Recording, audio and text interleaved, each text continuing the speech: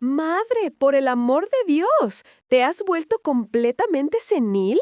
El grito de Elena resonó contra las paredes de mi salón, haciendo vibrar las figuritas de porcelana que tanto cuidé durante 40 años. Vi cómo se le hinchaba la vena del cuello, esa misma que le palpita cuando pierde el control, igual que a su padre. Estaba roja de furia, con su bolso de diseñador apretado contra el pecho como si fuera un escudo. A su lado, Claudia miraba con asco el plato de galletas baratas sobre la mesa, y Patricia ni siquiera me miraba a mí, miraba al muchacho que estaba sentado a mi lado, tomándome de la mano. «Nos hiciste venir creyendo que te estabas muriendo», continuó Elena, golpeando la mesa de roble con la palma de la mano. El mensaje decía «última voluntad». Cancelé una reunión con inversores japoneses, mamá. Japoneses. Y nos encontramos con esto, con globos y un desconocido sucio en tu sofá. Sentí el temblor en la mano del muchacho bajo la mía. Apreté su agarre, transmitiéndole la fuerza que a mí misma me faltaba en las rodillas, pero que me sobraba en el corazón. «No es un desconocido», dije, y mi voz salió más firme de lo que esperaba, aunque por dentro mis entrañas se retorcían. «Y sí, es mi última voluntad. Solo que no es la que ustedes esperaban repartirse como buitres». «Esto es inaudito», intervino Claudia, arreglándose el blazer impecable. «Voy a llamar al doctor Rivas. Claramente no estás en tus cabales. Esto es demencia senil, mamá. Vamos a incapacitarte. No puedes adoptar a un nadie a los 71 años. Es ridículo». El aire en la habitación se sentía pesado, cargado con el hedor de sus perfumes caros que no lograban tapar el hedor de su codicia. Ellas estaban ahí, las tres, después de años de ausencia, pero no por amor. Estaban ahí por la herencia.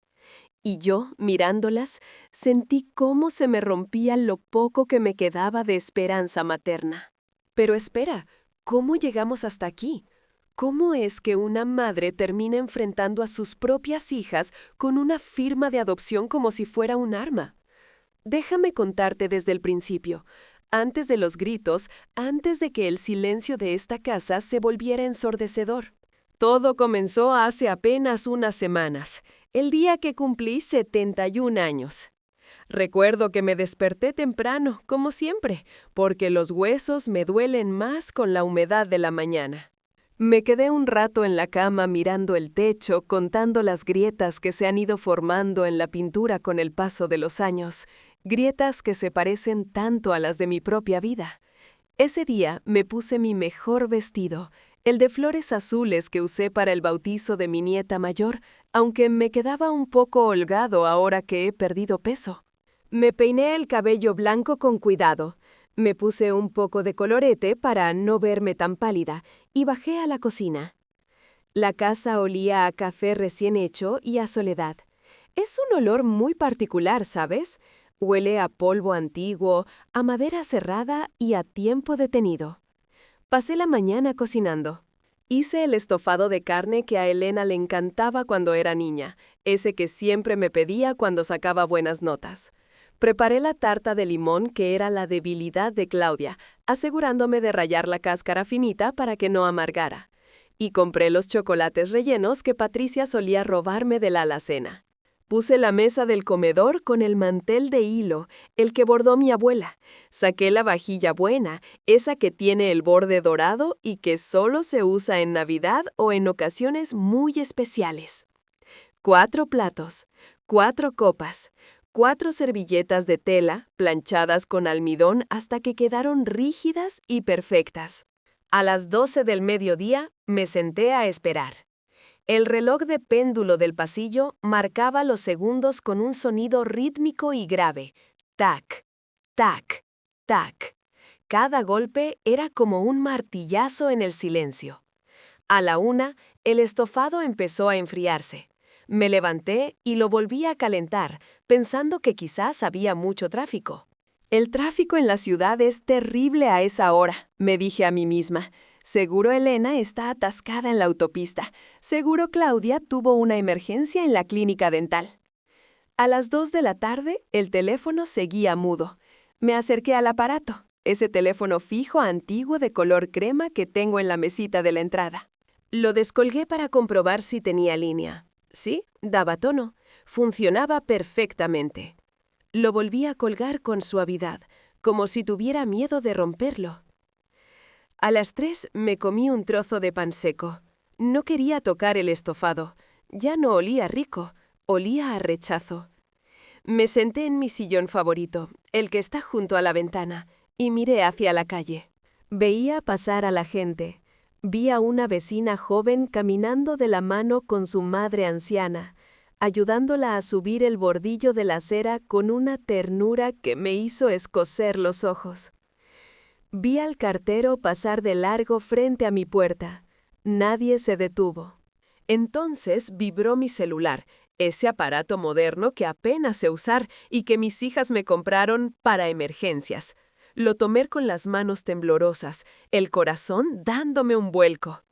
Era un mensaje en el grupo de familia, un mensaje de Elena. Felicidades, Ma, hoy imposible pasar. Mucho lío en la oficina. Te mandamos un regalo por Amazon. Besos. Debajo, un like de Claudia. Y de Patricia, nada. Ni siquiera un ícono. Sentí un frío que me subió desde los pies hasta el pecho. Un frío que no tenía nada que ver con la temperatura de octubre. Dejé el celular sobre la mesa y miré el comedor. La mesa seguía puesta, perfecta, ridícula. El estofado estaba ya frío, con esa capa de grasa blanca cuajada en la superficie que le da un aspecto tan triste a la comida olvidada. La tarta de limón parecía haberse hundido un poco en el centro, como si también ella estuviera deprimida. Me levanté despacio, sintiendo el crujido de mis rodillas, y empecé a recoger. Tiré el estofado a la basura. Tiré la tarta entera. Mientras el pastel caía en el cubo, algo se rompió dentro de mí. No fue rabia, al menos no al principio. Fue una tristeza infinita, profunda, como un pozo negro. Me di cuenta de que para ellas yo ya no era una madre. Era una obligación, una carga, o peor aún, una cuenta bancaria a la espera de ser liquidada. Ellas esperaban el final. Esperaban el día en que esta casa grande, mis ahorros de toda la vida y las tierras del pueblo pasaran a sus manos para pagar sus lujos, sus viajes y sus caprichos. Esa noche no pude dormir. Daba vueltas en la cama grande y vacía, escuchando el viento golpear las persianas, y en medio de ese insomnio doloroso recordé algo. Recordé los ojos de alguien que sí me había mirado ese día.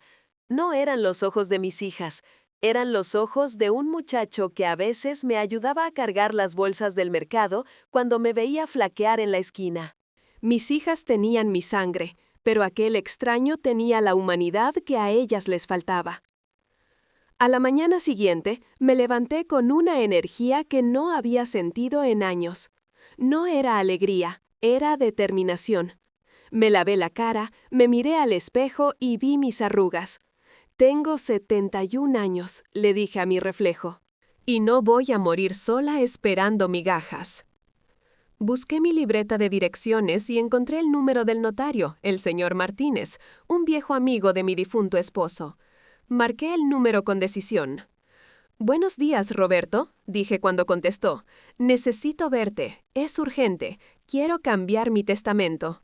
Y necesito que me ayudes a redactar 3 invitaciones muy especiales». «¿Invitaciones, Sofía?», preguntó él, confundido. «Sí, invitaciones para la lectura de mi última voluntad». «Pero, Sofía, tú estás perfectamente de salud». Ellas no lo saben, Roberto, y lo que voy a hacer, necesito hacerlo en vida. Quiero verles las caras, quiero que vengan. Y para que vengan, tengo que darles lo único que les interesa, la promesa de mi muerte. Colgué el teléfono y me senté de nuevo en el sillón. Miré hacia el jardín descuidado. Una sonrisa amarga se dibujó en mis labios. Sabía que vendrían. Sabía que si les decía que estaba repartiendo la herencia, llegarían más rápido que una ambulancia. Lo que ellas no sabían era que la herencia no era dinero.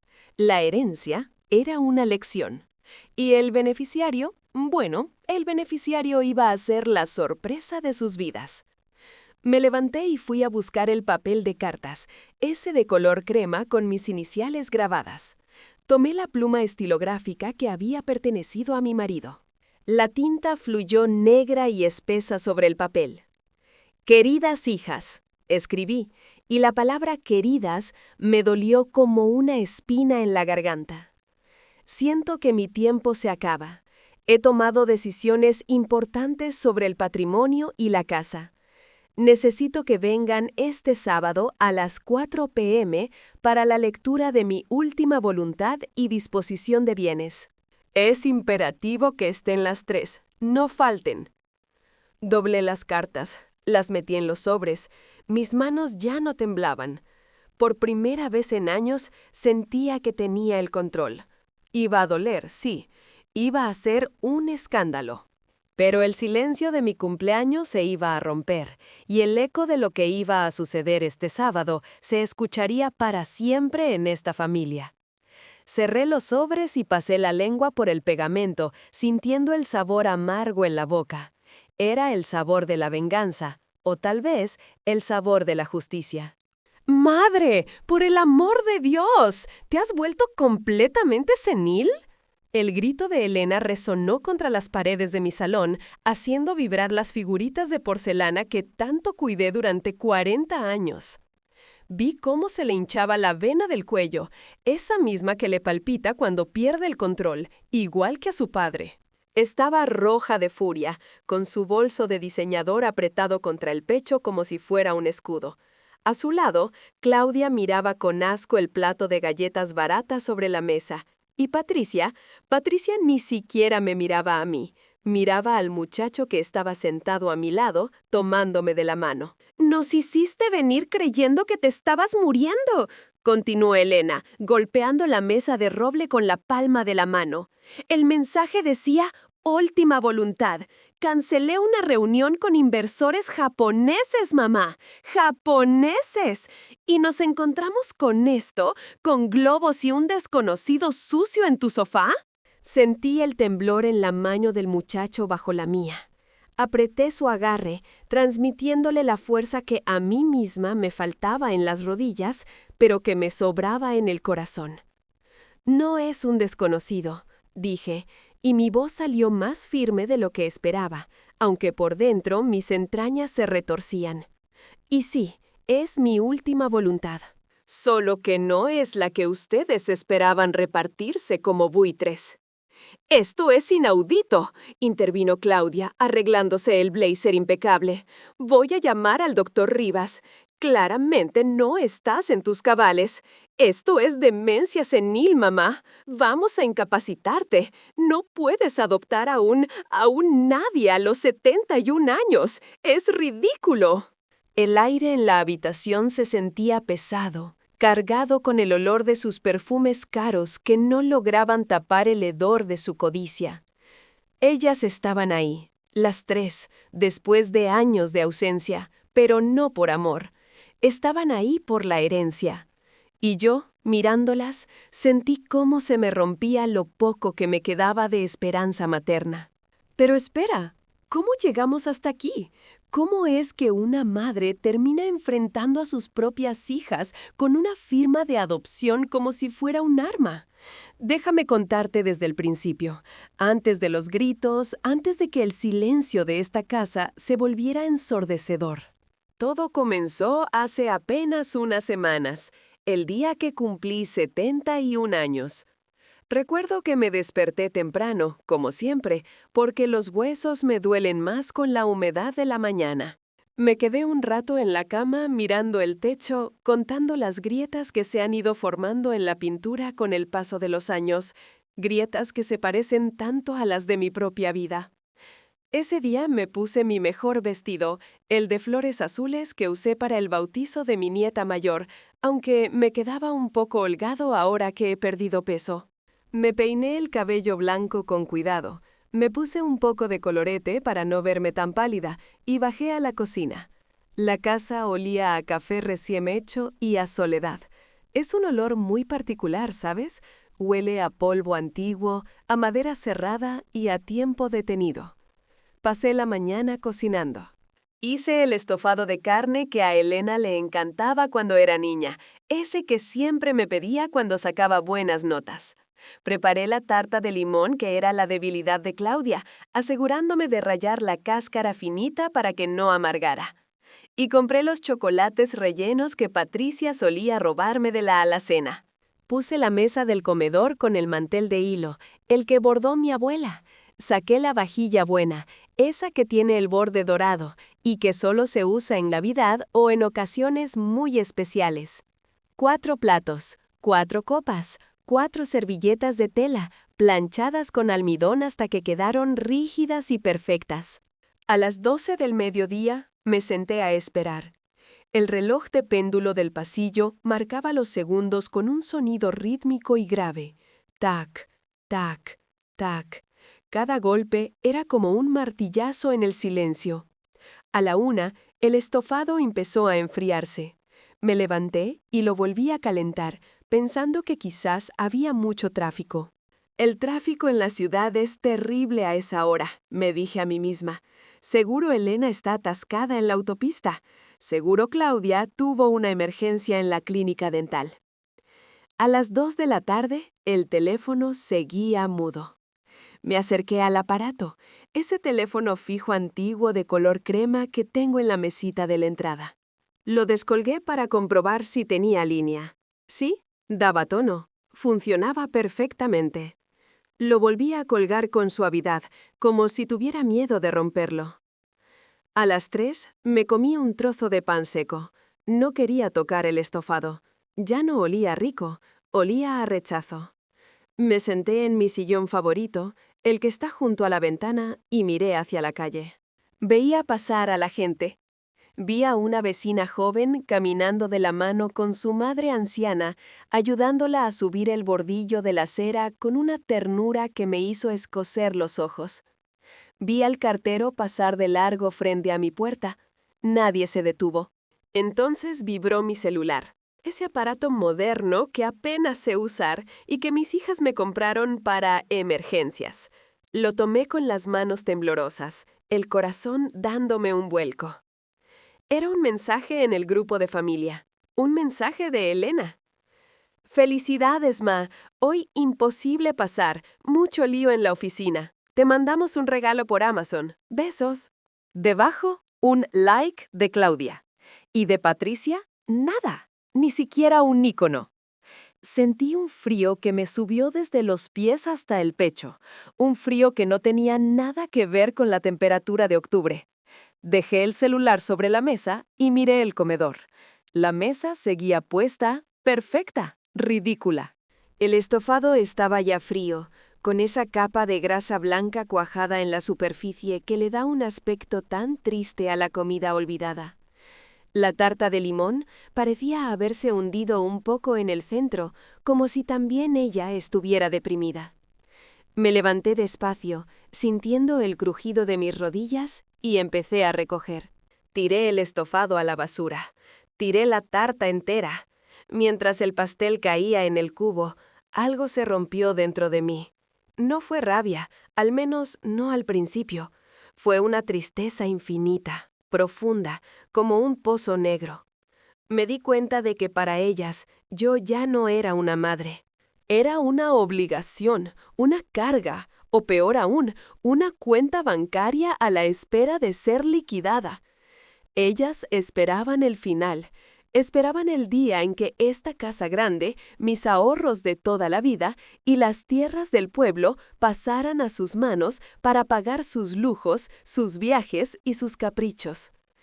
Esa noche no pude dormir. Daba vueltas en la cama grande y vacía, escuchando el viento golpear las persianas. Y en medio de ese insomnio doloroso, recordé algo. Recordé los ojos de alguien que sí me había mirado ese día. No eran los ojos de mis hijas, eran los ojos de un muchacho que a veces me ayudaba a cargar las bolsas del mercado cuando me veía flaquear en la esquina. Mis hijas tenían mi sangre, pero aquel extraño tenía la humanidad que a ellas les faltaba. A la mañana siguiente me levanté con una energía que no había sentido en años. No era alegría, era determinación. Me lavé la cara, me miré al espejo y vi mis arrugas. Tengo 71 años, le dije a mi reflejo. Y no voy a morir sola esperando migajas. Busqué mi libreta de direcciones y encontré el número del notario, el señor Martínez, un viejo amigo de mi difunto esposo. Marqué el número con decisión.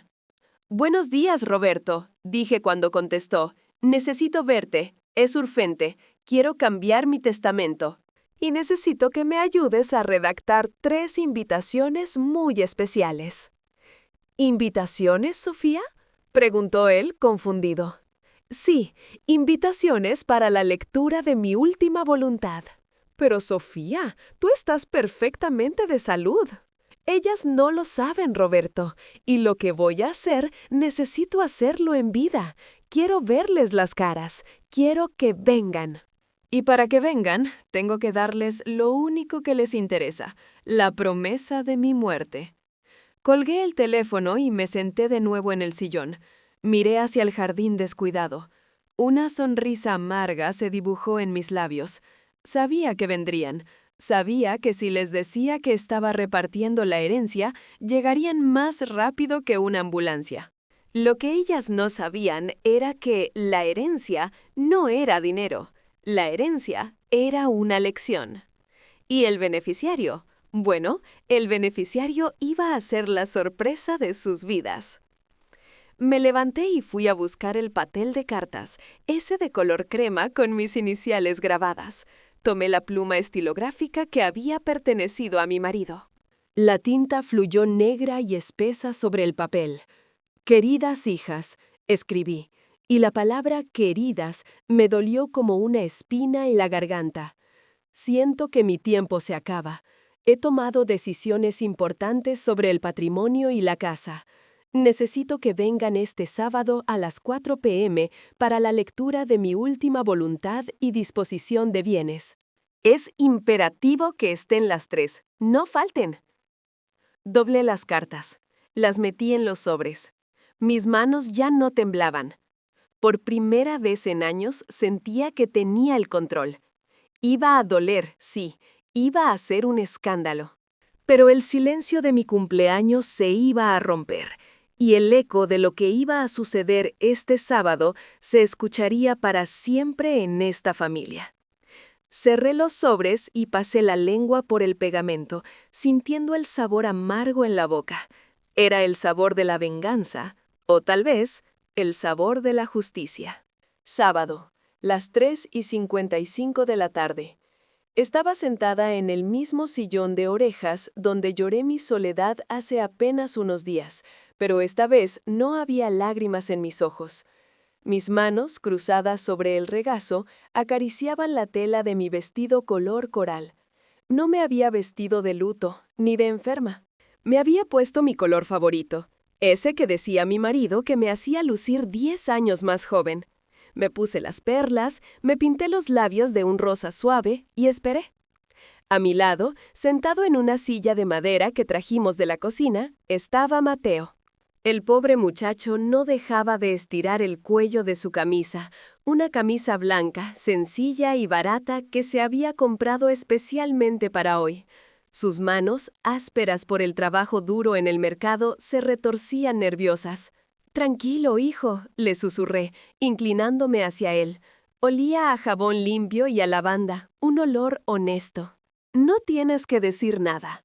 Solo quédate ahí».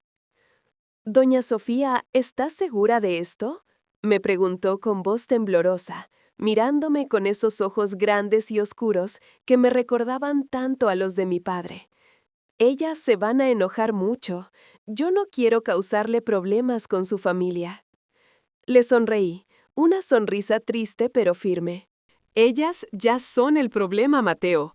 Tú eres la solución». Y entonces sucedió. No fue un golpe en la puerta, fue el rugido de motores, no uno, sino tres. Escuché el rechinar de neumáticos frenando bruscamente sobre la gravilla de la entrada, como si estuvieran compitiendo en una carrera de Fórmula 1. Mi corazón dio un vuelco, no de alegría, sino por la brutal confirmación de mis sospechas. El silencio de mi cumpleaños había sido sepulcral, pero el ruido de la herencia era estruendoso. Me levanté despacio, apoyándome en mi bastón más por teatro que por necesidad, y caminé hacia el centro de la sala. Mateo se puso de pie de un salto, como un soldado. La puerta principal se abrió de golpe, sin llamar, sin preguntar. La llave giró con violencia en la cerradura. La primera en entrar fue Elena. Venía jadeando, con el rostro desencajado y el cabello, usualmente perfecto, un poco revuelto por la prisa. Llevaba unas gafas de sol enormes, que se quitó con un gesto brusco al entrar en la penumbra del recibidor. Detrás de ella, casi atropellándola, entró Claudia, con su bata de médico todavía puesta, como si hubiera abandonado a un paciente en medio de una cirugía. Y cerrando la marcha, Patricia, con su ropa deportiva de marca y las llaves de su camioneta tintineando en la mano. Se detuvieron en seco al verme. Se hizo un silencio espeso, cortante. Las tres me miraron de arriba a abajo. Miraron mis perlas, miraron mis labios pintados. Miraron el salón limpio y ordenado, donde había puesto unos globos dorados y plateados flotando cerca del techo, y una pancarta hecha a mano que decía «Bienvenidos a la familia». «¿Mamá?», preguntó Elena, y su voz no sonaba aliviada, sonaba incrédula, casi acusatoria. ¿Qué es esto? Claudia dio un paso adelante, escaneando mi cuerpo con ojos clínicos, buscando la enfermedad, buscando la muerte inminente que les prometí en la carta. La carta decía «última voluntad», dijo Claudia, con la respiración agitada. Decía que era urgente. Vine volando desde la clínica, mamá. Me salté 3 semáforos en rojo. Pensamos que te había dado un infarto, que estabas ¿muriendo? Terminé la frase por ella, con una calma que me heló hasta a mí misma. No, hijas mías, estoy más viva que nunca. Patricia soltó un bufido y tiró su bolso sobre el sofá, levantando una nube de polvo invisible. «¡Esto es increíble!», exclamó, llevándose las manos a la cabeza. «¿Nos hiciste venir hasta aquí con mentiras? ¿Sabes lo que me costó llegar? Tuve que dejar a los niños con la niñera y cancelar mi clase de pilates. Pensé que era el final». «Llegaron en 2 horas», dije suavemente, mirando el reloj de péndulo.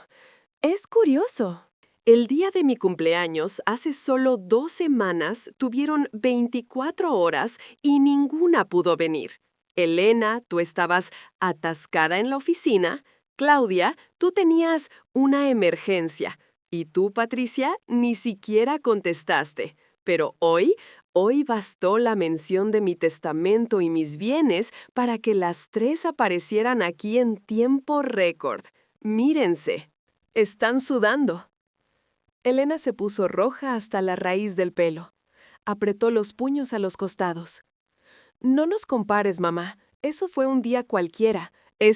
Nos asustaste. Es cruel jugar con la salud», gritó Elena, y su voz resonó en las paredes altas de la casa. «Pensamos que íbamos a perderte». «¿A perderme?», solté una risa seca, sin humor. «Me perdieron hace años, Elena. Solo que no se habían dado cuenta porque seguía siendo útil, o mejor dicho, porque mi dinero seguía estando a mi nombre». Fue entonces cuando Claudia, que siempre ha sido la más observadora de las 3, desvió la mirada hacia la esquina donde estaba Mateo. El muchacho estaba pálido, con las manos entrelazadas delante de él, intentando hacerse invisible. «¿Y este quién es?», preguntó Claudia con un tono de disgusto, señalándolo con el dedo como si fuera un insecto que se hubiera colado en la casa. «¿El jardinero? ¿Por qué hay globos, mamá? ¿Te has vuelto loca?». Avancé 2 pasos hacia Mateo y le tomé del brazo. Sentí cómo sus músculos estaban tensos como piedras bajo la tela barata de la camisa. Lo traje hacia el centro de la sala, bajo la luz de la lámpara de araña. No es el jardinero, dije con voz fuerte y clara. Y no, no estoy loca. De hecho, creo que es el momento de mayor lucidez de toda mi vida. Les dije que vinieran a la lectura de mi última voluntad y disposición de bienes, y eso es exactamente lo que vamos a hacer. Las 3 se vinaron entre ellas, esa mirada cómplice que solían tener cuando eran niñas y rompían un jarrón buscando la forma de culpar a otro. Pero ahora había miedo en sus ojos, miedo financiero. «Siéntense», ordené, señalando el sofá. «No me voy a sentar hasta que me expliques qué hace este extraño aquí», escupió Patricia, cruzándose de brazos. «Huele a mercado, mamá. ¿Metiste a un indigente a la casa? ¿Te está robando? Voy a llamar a la policía». «No te atrevas». Mi grito las paralizó. Nunca les había gritado así desde que eran adolescentes. Se sientan y se callan. Esta es mi casa. Todavía es mi casa. Y este muchacho, Mateo, es la razón por la que estamos aquí. A regañadientes, como niñas caprichosas a las que se les ha negado un dulce, se sentaron en el borde del sofá. Estaban tensas, listas para saltar. Elena sacó su celular, probablemente para textear a su abogado, pero la miré con tanta severidad que lo volvió a guardar lentamente. Respiré hondo. El aire olía a su perfume caro, una mezcla de Chanel y arrogancia que chocaba con la sencillez de mi hogar. Miré a Mateo y le di un apretón en la mano para darle valor. «Como saben, tengo 71 años», empecé a decir, paseando la mirada por sus rostros. «Y en mi cumpleaños aprendí una lección muy valiosa. Aprendí que la sangre no te hace familia. La sangre es solo biología. La familia es quien te cuida cuando estás enferma, quien te pregunta cómo amaneciste, quien te ayuda a cargar las bolsas pesadas cuando tus rodillas fallan». Miré a Mateo. Él bajó la cabeza, humilde. «Este muchacho me ha ayudado más en los últimos 6 meses que ustedes 3 en los últimos 10 años. Él sabe qué pastillas tomo para la presión. Él sabe que los martes me duelen las articulaciones si va a llover. Él sabe que me gusta el pan de la panadería de la esquina, no el pan de molde que ustedes me traen una vez al mes como si fuera caridad». «¿Y eso qué tiene que ver con nosotras?», interrumpió Elena, impaciente. «Le pagamos, ¿no? Si quieres, le damos una propina y que se vaya». «Tengo una cena importante a las 8. Saqué un sobre de mi bolsillo. No era el testamento antiguo. Era un documento nuevo, redactado ayer mismo con el notario Martínez, quien me miró con lástima y admiración mientras firmaba. «No, Elena, no se trata de una propina», dije, y mi voz tembló de emoción, pero no me detuve. «Los invité a mi última voluntad. Y mi voluntad es que no quiero morir sola. No quiero morir esperando una visita que nunca llega. Así que he tomado una decisión». Abrí el documento y lo puse sobre la mesa de centro, justo delante de sus narices. El título en letras negras y gruesas era inconfundible. «He iniciado los trámites legales», anuncié, sintiendo cómo cada palabra era un martillazo que rompía las cadenas que me ataban a su indiferencia. «Mateo no es el jardinero. A partir de hoy, he iniciado el proceso para adoptarlo legalmente como mi hijo». El silencio que siguió fue absoluto. Fue como si hubiera aspirado todo el aire de la habitación. Vi cómo se les desencajaban las mandíbulas. Vi cómo los ojos de Claudia casi se salían de sus órbitas. «¿Qué?», susurró Patricia, con un hilo de voz. «Y como mi hijo», continué implacable, «y dado que ustedes han demostrado con su ausencia que no necesitan nada de mí, he decidido que Mateo será el heredero universal de esta casa y de las tierras del pueblo. Ustedes tienen sus carreras, sus maridos ricos y sus vidas ocupadas. Mateo solo tiene su buen corazón, y ahora me tiene a mí. ¡Eso es ilegal!, gritó Elena, saltando del sofá como si tuviera un resorte, con la cara roja de ira. ¡Estás senil! ¡Vamos a impugnarlo! El juez se reirá en tu cara. No puedes desheredarnos por un muerto de hambre. ¡Es un oportunista!, chilló Claudia, señalando a Mateo, que retrocedió asustado ante la furia de esas mujeres. Seguro te lavó el cerebro. Te ha estado manipulando para quedarse con todo. ¡Basta! Golpeé el suelo con mi bastón con tanta fuerza que la madera crujió. Nadie me ha lavado el cerebro. Al contrario, me han quitado la venda de los ojos. Ustedes vinieron hoy corriendo por el dinero, solo por el dinero. Si la carta hubiera dicho, estoy enferma, necesito cuidados, habrían mandado una enfermera. Pero como olía a testamento, vinieron ustedes en persona. Me acerqué a ellas, sintiéndome gigante a pesar de mi estatura encogida por la edad. ¿Quieren impugnarlo? Háganlo. Gasten su dinero en abogados. Yo gastaré el mío en darle a este muchacho el futuro que se merece y en tener la compañía que ustedes me negaron. Pero sepan una cosa, mientras yo respire, y créanme que planeo vivir muchos años más solo por el placer de verlas rabiar, esta casa ya no es su hotel ni su banco. Miré a Mateo, que tenía los ojos llenos de lágrimas, no de codicia, sino de gratitud y miedo. Le extendí la mano. Ven, hijo, vamos a la cocina. Hice estofado, y esta vez no lo voy a tirar a la basura. Les di la espalda. Les di la espalda a mis 3 hijas, a su ropa de marca, a sus caras deformadas por la avaricia y la sorpresa. Y mientras caminaba hacia la cocina con mi nuevo hijo del brazo, escuché el sonido más dulce del mundo, el sonido de su indignación impotente, mezclado con el llanto histérico de Patricia y los gritos de Elena al teléfono llamando a su abogado. La fiesta de adopción había comenzado, y por primera vez en años, la casa no olía a soledad. Olía a justicia. Pero yo sabía que esto no terminaría aquí. Conocía a mis hijas. Ellas no se iban a rendir tan fácilmente. La guerra acababa de empezar, y yo estaba lista para la siguiente batalla. Porque lo que ellas no sabían era que el documento sobre la mesa tenía una cláusula más, una pequeña trampa que el notario Martínez y yo habíamos preparado para este preciso momento. El ruido de los tacones de Elena resonó como disparos sobre las baldosas del pasillo que conectaba la sala con la cocina. No me dieron ni un minuto de paz, ni siquiera el tiempo necesario para servirle un plato caliente a mi muchacho. La puerta de la cocina, esa puerta abatible de madera vieja que tantas veces habían empujado cuando venían corriendo de la escuela buscando la merienda, se abrió con violencia, golpeando contra la pared. Ahí estaban las 3 de nuevo. Elena a la cabeza, como un general en una guerra que ya había perdido. Claudia detrás, con los ojos entrecerrados, analizando la situación como si fuera un diagnóstico médico. Y Patricia, secándose las lágrimas falsas con un pañuelo de papel, mirando con asco los azulejos antiguos de mi cocina.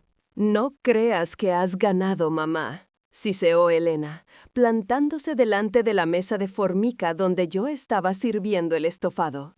El vapor de la olla subía, impregnando el aire con olor a laurel, tomillo y carne tierna, un aroma a hogar que parecía ofenderlas. He hablado con el abogado. Dice que si demuestro que no estás en tus cabales, esa adopción es papel mojado. Y créeme, con este espectáculo de los globos y el indigente, tengo pruebas de sobra.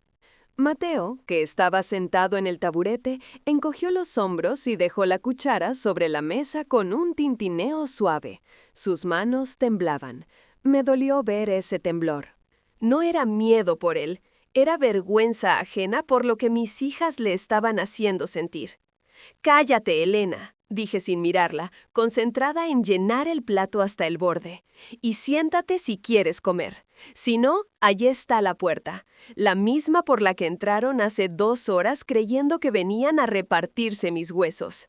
¡No queremos tu comida grasienta!, gritó Patricia, dando un paso al frente y señalando a Mateo con una uña acrílica perfecta. «Queremos saber cuánto quiere». Me giré lentamente, con el cucharón todavía en la mano, goteando salsa sobre el suelo limpio. ¿Perdón? Patricia abrió su bolso de marca y sacó una chequera. La puso sobre la mesa, al lado del pan recién cortado, como si el dinero fuera un condimento más. «Tú, chico», dijo, dirigiendo su mirada a Mateo sin siquiera mirarle a los ojos, sino a su camisa barata. «¿Cuánto quieres? ¿10,000? ¿20,000? Te escribo el cheque ahora mismo». Agarras el dinero, sales por esa puerta y desapareces de la vida de mi madre para siempre. Olvidas esta estupidez de la adopción y te buscas a otra vieja a la que estafar. El silencio en la cocina fue terrible.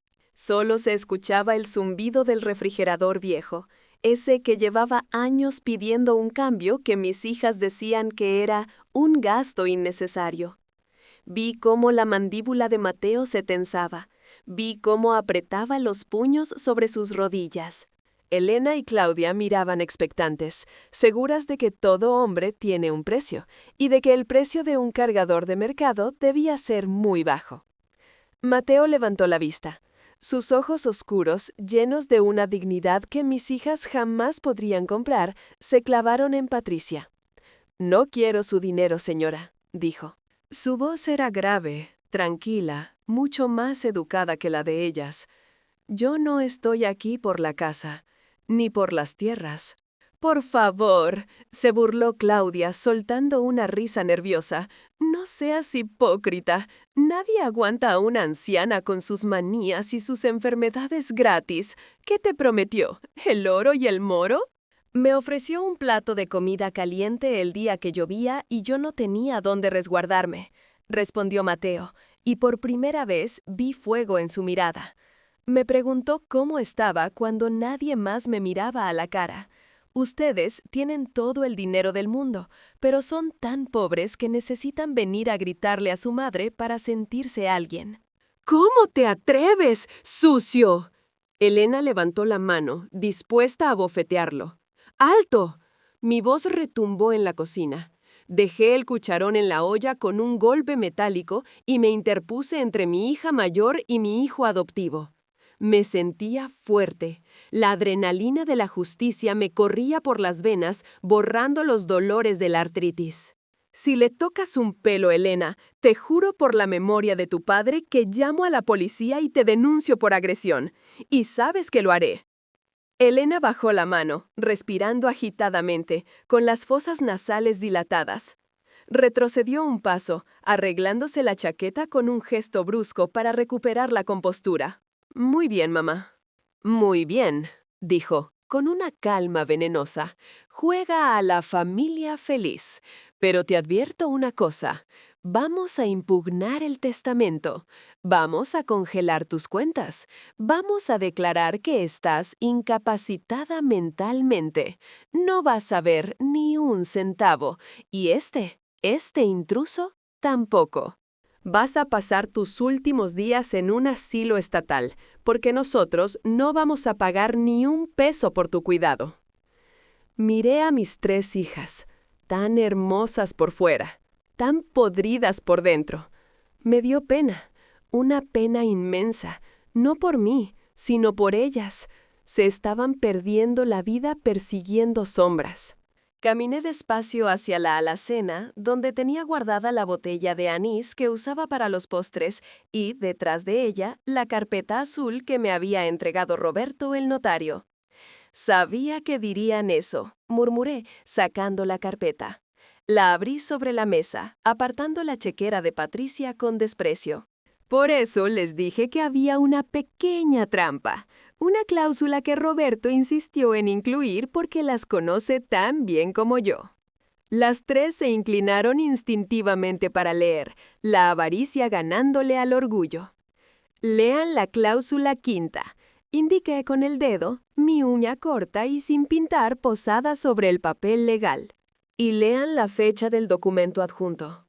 Elena arrancó el papel de la mesa y lo leyó en voz alta, y a medida que avanzaba, su voz se iba apagando como una vela sin oxígeno. «Donación en vida», balbuceó. Se detuvo, levantando la vista hacia mí con horror absoluto. ¿Qué significa esto?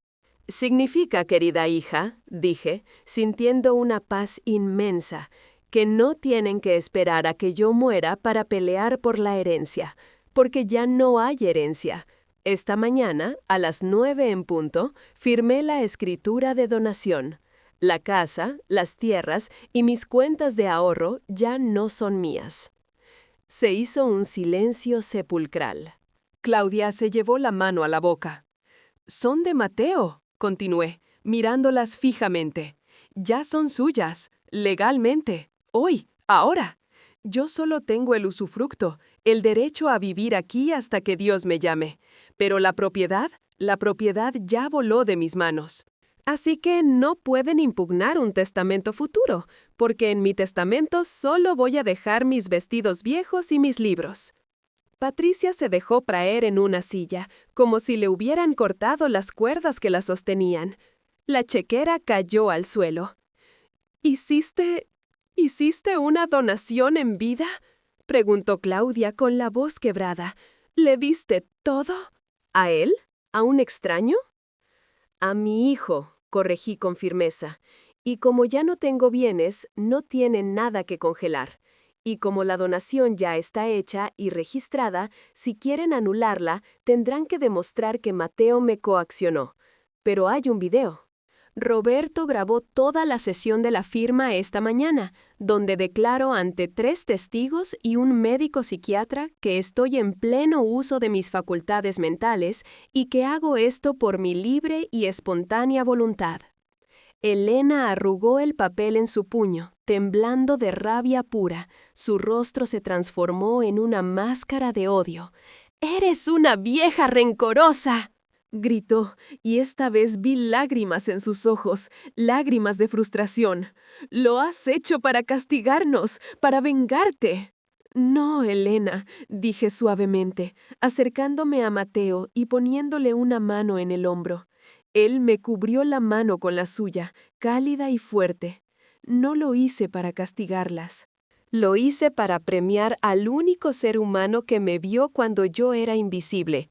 Ustedes no perdieron la herencia hoy, la perdieron hace años.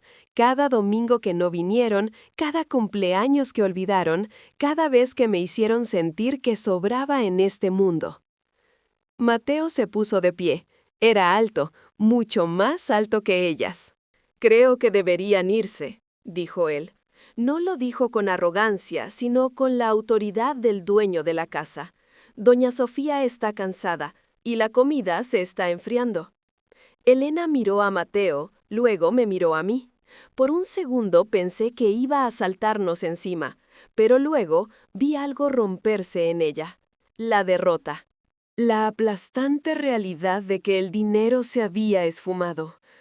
«Vámonos», dijo Elena a sus hermanas, con voz ronca. «Aquí apesta». Dieron media vuelta.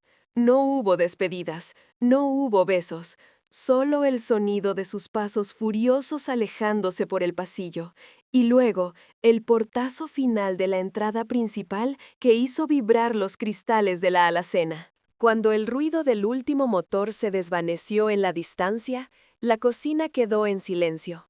Un silencio bueno, un silencio limpio. Me volví hacia Mateo. Él estaba pálido, mirando la carpeta azul sobre la mesa como si fuera una bomba que acababa de desactivar. «Doña Sofía», empezó a decir, con los ojos aguados, «yo no puedo aceptar esto. Es demasiado. Es su casa. Yo solo quería que no estuviera sola». Le sonreí, una sonrisa que me llegaba hasta el alma, y le serví una cucharada grande de estofado en su plato. «Come, hijo», le dije, sentándome frente a él. «La casa es solo ladrillos. Lo que acabamos de construir aquí, tú y yo, eso es lo único que importa. Pero prepárate, Mateo, porque Elena tiene razón en una cosa. Soy una vieja terca. Y esto solo ha sido el primer asalto. Ellas volverán. Y cuando vuelvan, más vale que estemos bien alimentados. Mateo tomó la cuchara, me miró y por primera vez en la tarde sonrió. Fue una sonrisa tímida pero genuina. Probó el estofado, cerró los ojos y suspiró. «Está delicioso, mamá», dijo. Y esa palabra, esa simple palabra dicha con verdad, valía más que todas las tierras del pueblo juntas. Pero mientras lo veía comer, no pude evitar mirar hacia la ventana que daba a la calle. Sabía que la guerra no había terminado. Elena era abogada, y el orgullo herido es un combustible peligroso. Tenía la sensación de que, antes de que acabara la semana, tendría noticias de ellas, y esta vez no vendrían solas. El estofado nunca me había sabido tan bien, aunque tengo que admitir que me costaba tragar porque tenía un nudo en la garganta del tamaño de una nuez. Veía comer a Mateo y notaba cómo intentaba mantener la compostura, pero sus manos grandes y callosas, esas manos que habían podado mis rosales y arreglado las goteras del techo sin pedir un centavo extra, temblaban al sostener la cuchara. «No llores, muchacho», le dije, aunque yo misma sentía los ojos húmedos. «Se te va a salar la carne». Mateo soltó una risa ahogada, una mezcla de sollozo y alegría, y se pasó la servilleta de papel por la cara. «Es que, doña Sofía», empezó, dejando la cuchara y mirándome con una intensidad que me partió el alma. «Mi madre murió cuando yo tenía 12 años. Desde entonces nadie me había defendido. Nadie. Siempre he sido el invisible, el que carga, el que limpia, el que estorba. Verla ahí parada, enfrentándose a sus propias hijas por mí, no sé cómo pagárselo. Y no hablo de la casa, hablo de eso, de que alguien dé la cara por uno». Estiré mi mano sobre la mesa, sorteando las migas de pan, y apreté su antebrazo.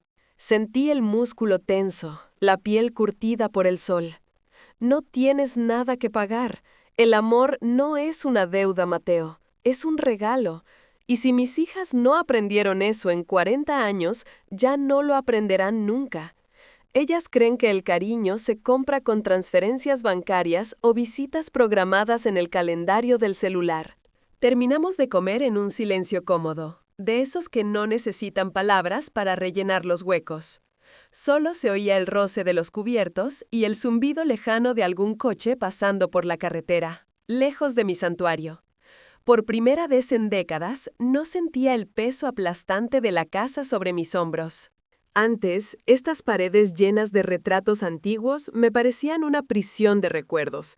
Ahora me parecían un refugio. Cuando Mateo se levantó para recoger los platos, lo detuve. «Deja eso ahí. Hoy no trabajas. Hoy eres el dueño de la casa». «Ni hablar», respondió él con firmeza, tomando mi plato con delicadeza. «Usted cocinó, yo lavo». Eso es lo justo. Además, necesito hacer algo con las manos, o voy a explotar de los nervios. Lo vi dirigirse al fregadero, a abrir el grifo y empezar a enjabonar los platos con la misma meticulosidad con la que cuidaba mis hortensias. Me quedé mirándole la espalda, esa espalda ancha que ahora cargaba con un futuro que jamás imaginó. Me dolían las rodillas, el cansancio de la batalla campal con Elena y sus hermanas me estaba pasando factura, pero no quería irme a dormir, quería saborear el momento. De repente, el teléfono de la sala empezó a sonar. Era ese sonido estridente, metálico, del aparato antiguo de disco que nunca quise cambiar. Mateo se giró, con las manos llenas de espuma, y me miró con alarma. El timbre resonaba en la casa vacía como una sirena de ataque aéreo. Ring, ring, ring. Sabía quién era. No necesitaba identificador de llamadas. Solo la insistencia rabiosa del timbrazo delataba a Elena. Seguramente ya había hablado con su bufete. O quizás Patricia había tenido un ataque de nervios y quería gritarme un poco más. Me levanté despacio, apoyándome en mi bastón.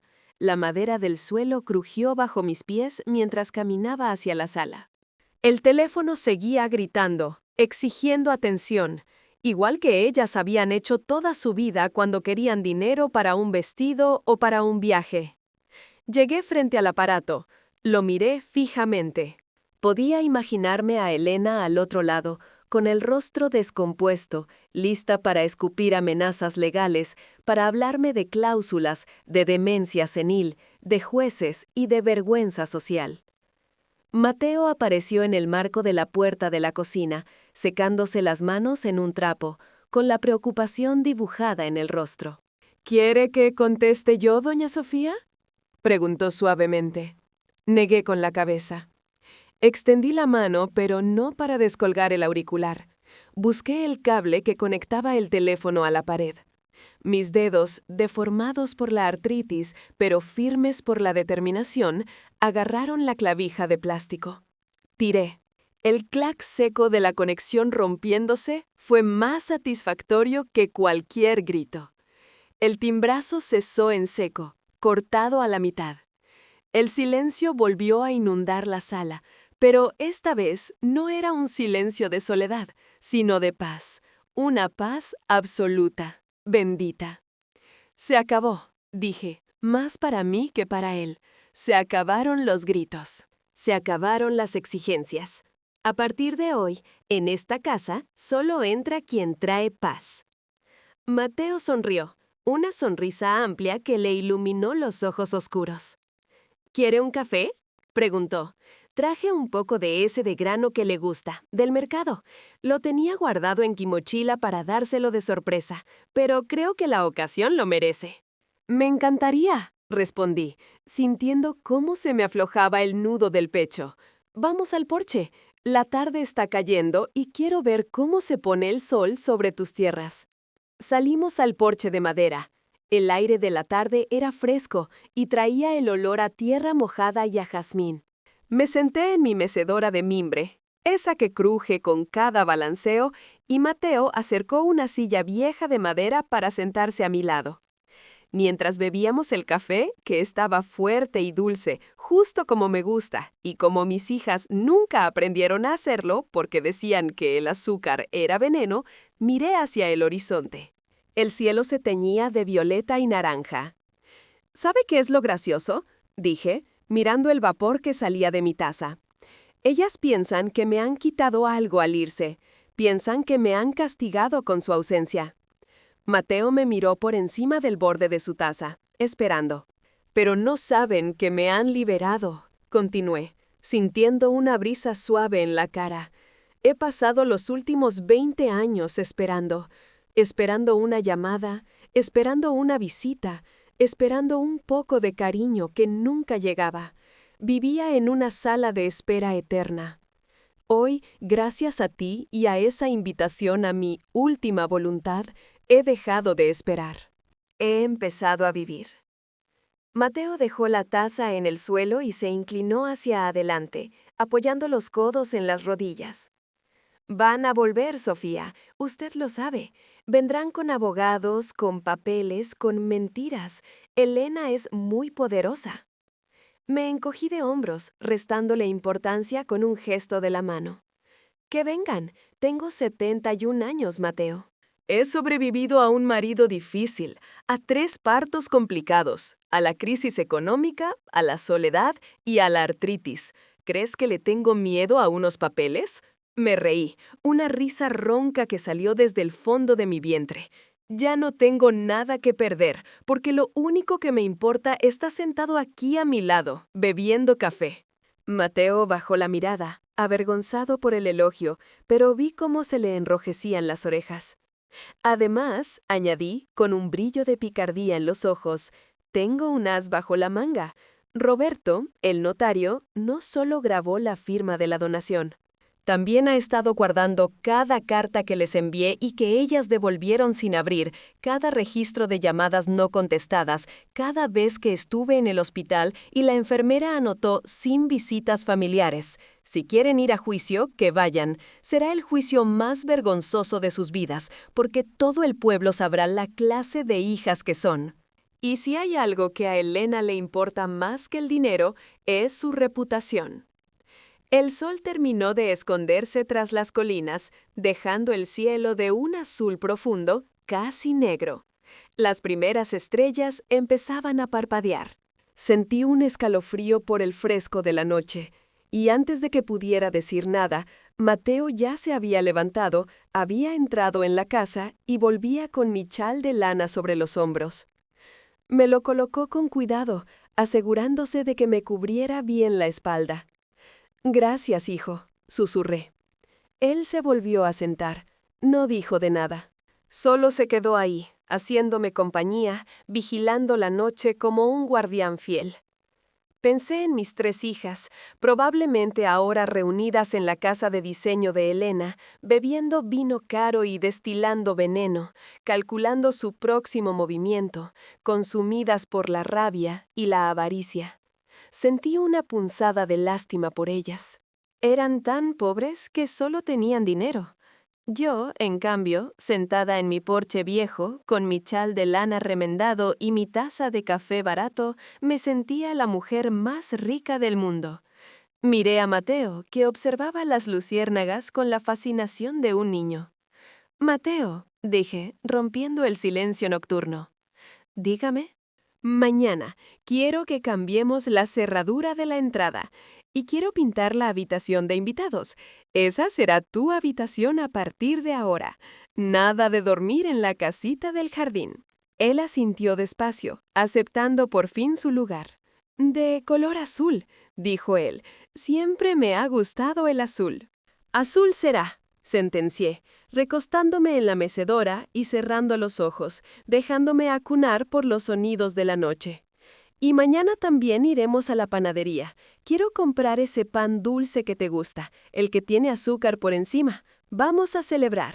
«¿Celebrar qué?», preguntó él.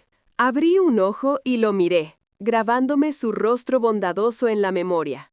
Que la vida, a veces, nos da segundas oportunidades, y que la familia, la verdadera familia, es la que se elige. «Buenas noches, hijo».